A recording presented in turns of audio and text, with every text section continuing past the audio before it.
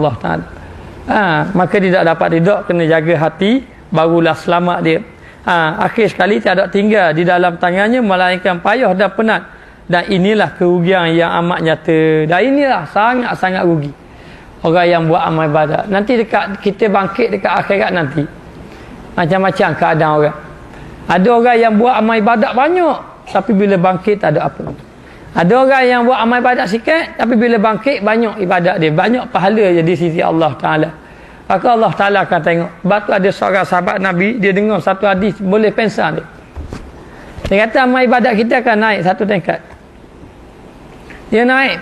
Nak naik kepada Allah, dia naik satu tingkat. Dia pun tengok ibadat ni. Ibadat ni molek tak?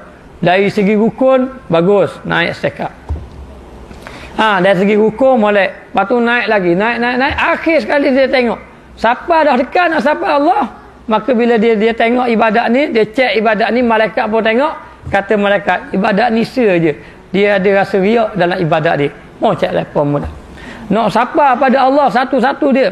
Satu-satu dia cek, satu-satu dia periksa. Tiba-tiba amal ibadat yang ada sikit saja, sama ada riak, ujub dan sebagainya, akhir kali dicampurkan. Ibadat tidak diterima oleh Allah Subhanahu Wa Taala kerana batin kotor. Batin tu kotor ataupun hati tidak bersih. Akhir sekali jadilah manusia tadi orang yang rugi serugi-ruginya.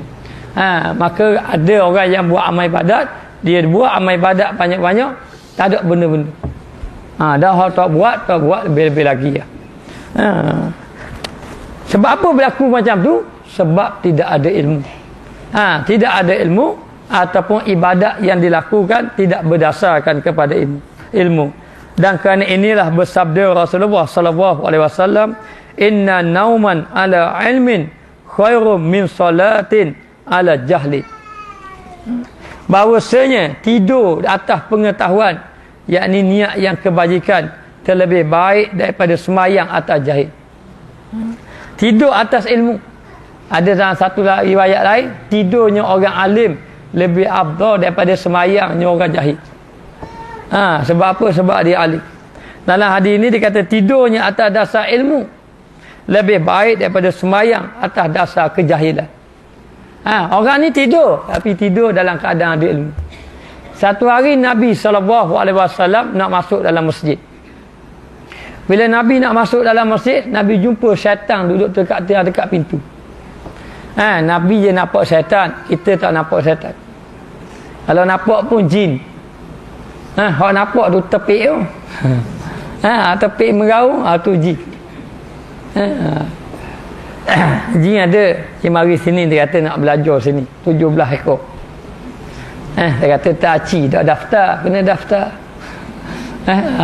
Ini kalau ada jenis orang nampak. Ada jenis orang nampak, dia nampak. Nabi dia nampak. Dia nampak setan. Bila Nabi nak masuk masjid, nampak setan duduk pintu masjid. Nabi pun tanya setan. Tanya sebab apa mau duduk luar ni, mau tak pergi goda orang. Setan ni biasa kerja dia goda orang, dia tak ada apa. Kerja dia nak menyesatkan orang. Tapi hari tu dia tak goda pun orang. Dia duduk luar kat situ. Maka Nabi tanya dia. Dia kata sebab dia tak goda orang, sebab dia takut. Nabi pun tengok dalam masjid ada dua orang. Satu orang hok tidur, satu orang hok semayang. Nabi pun tanya, mu takut ke siapa? Dia kata hamba takut hok tidur. Lepas tu tengok je dengar kuliah tidur. Hak tu hak setan takut. Mana? Jadi dalam keadaan macam tu, dia kata hamba takut hak tidur. Takut hak tidur. Nabi pun kata, berapa kamu takut hak tidur, sedangkan hak tidur tu hak lalai. Hak semayang tu hak ingat Tuhan. Kata setan, hak tidur tu hak tu orang alim. Hak tidur tu hak tidur tu orang hak ada ilmu. Ada pun semayang tu orang jahil. Jadi oleh kerana hak tidur tadi, dia tidur orang, dia tadi tidur dekat dengan orang semayang. Dia kata kalau aku duduk goda orang tu semayang, nanti orang ahli yang akan bangun. Maka dia akan betulkan, beritahu orang tadi cara semayang yang betul. Jadi menyebabkan sia-sia saja. Maka dia pun tak taklah mengganggu orang sembahyang tadi. Sebab apa? Sebab orang tidur tadi orang alim menyebabkan setan pun rasa takut ataupun merasa malu. Lepas pada tu Nabi pun kata, tidurnya orang alim lebih afdal daripada sembahyangnya orang jahil. Maka dia kata di sini, tidur atas pengetahuan, yakni niat kebajikan. Tidur atas niat kebajikan. Kita boleh tahu orang alim dengan orang jahil tidur tak sama. Islam ajar kita cara nak tidur. Dia kata apabila kamu nak tidur, falyatawadda wudu'an, hendaklah kamu mengambil wuduk. Lepas tu kemudian kamu pun pergi tempat pembaringan, kemudian baca doa. Baca doa. Kamu ada nak baca 3 ku Al-Fatihah dan sebagainya, baca doa. Maknanya ambil wuduk, baca doa. Kemudian mengiring. Tidur dalam keadaan sebelah mengiring, ngadap ke arah kiblat. Ngadap ke arah kiblat. Kemudian hati serah pada Allah, bergantung pada Allah, niat supaya Allah Ta'ala bangunkan kita waktu pagi. Maka tidur orang ni ibadat, sampai ke pagi pun ibadat. Ada pun satu lagi, air semayang pun tak ambil. Nak tidur kita disunatkan ambil air semayang. Air semayang pun tak ambil, main baring gitu ke. Main baring gitu saja. Lepas tu bangun-bangun cerah dah pukul 8, pukul 9 pagi. Maka tidur dia dikira maksiat kepada Allah Subhanahu wa taala. Maka dia kata di sini orang yang alim dia tidur pun dapat pahala. Kalaulah dia tidur dapat pahala, dia jaga lagi-lagi dah dapat pahala. Maka dia kata di sini, yakni niat yang kebajikan terlebih baik daripada semayang atas jahil, lebih baik daripada orang tu semayang tapi tak tahu benda. Akad takbir macam-macam ingat. Tak tahu benda. Maka bahawasanya yang beramal dengan ketiadaan ilmu membinasakan terlebih banyak daripada barang yang membaikkan. Maka orang yang beramal tanpa ilmu ni lebih banyak rosak daripada baik. Lebih banyak binasa amal ibadat yang dia buat tadi. Buat amal ibadat, mari pula rasa ujub, rasa takabur, binasa. Lepas tu buat pula. Buat, akhir kali buat pula perkara benar, perkara mungkar. Akhir sekali rosak gitu saja. Amal ibadat yang dia buat disebabkan tidak ada ilmu. Maka tidak dapat tidur kita, kena jaga hati, kena belajar mengenai apakah yang dikatakan ikhlas kepada Allah Subhanahu wa taala dan bagaimana ibadat kita ni nak jadi ibadat yang ikhlas kepada Allah. Dan lagi sabdanya pada mensifatkan ilmu, bahawasanya diilhamkan orang yang bahagia dan diharamkan orang yang celaka daripadanya. Adapun ilmu, Nabi sifatkan ilmu ini diberi kepada orang-orang yang bahagia. Orang yang dapat ilmu ni diberi kepada orang-orang yang bahagia. Dengan arti kata, orang yang Allah Ta'ala nak beri kebaikan, maka Allah Ta'ala beri ilmu kepada dia. Maka bila dapat ilmu pada dia, maka dia pun beramal dengan ilmu. Daripada beramal dengan ilmu, ibadat dia diterima oleh Allah, akhir sekali membawa kepada bahagia, boleh masuk dalam syurga. Sebab tu Nabi SAW bersabda, man yuridillahu bihi khairan yufaqihu fiddin. Sesiapa yang Allah Ta'ala nak berikan kebaikan, maka Allah Ta'ala beri faham dia pada agama. Kalau Allah Ta'ala nak beri kebaikan, maka orang yang faham pada agama, ini orang dapat kebaikan. Ataupun orang yang nak belajar agama, ini orang yang ada dapat kebaikan. Bila orang dah dapat kebaikan, walaupun duduk jauh, dia berasa dekat. Orang yang tak dapat kebaikan, walaupun duduk dekat, dia berasa jauh. Dia berasa jauh, tak sampai dia kepada ilmu, tak sampai kepada tempat belajar ilmu.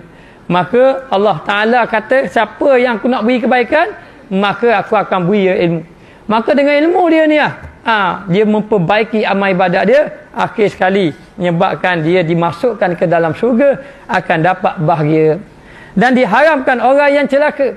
Orang yang celaka dengan arti kata orang yang dibenci oleh Allah, dia tidak akan dapat ilmu. Ataupun amal ibadat dia buat pun amal ibadat yang tidak berdasarkan kepada ilmu.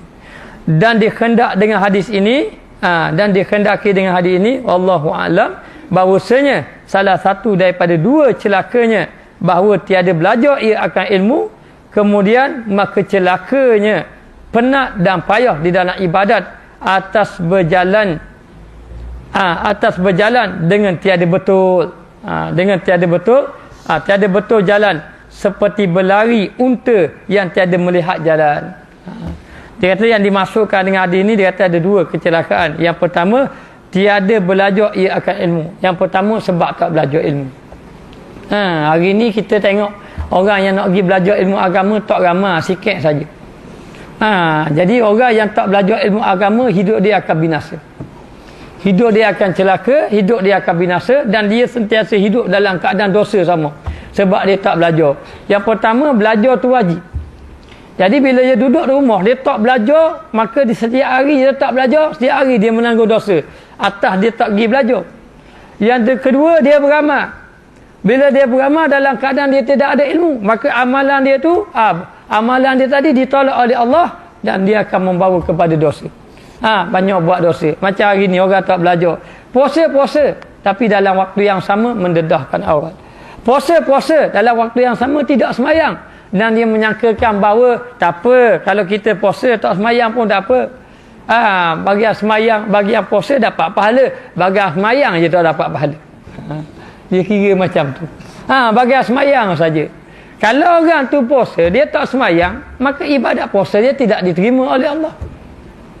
Kerana yang menyuruh puasa Allah, yang menyuruh semayang Allah.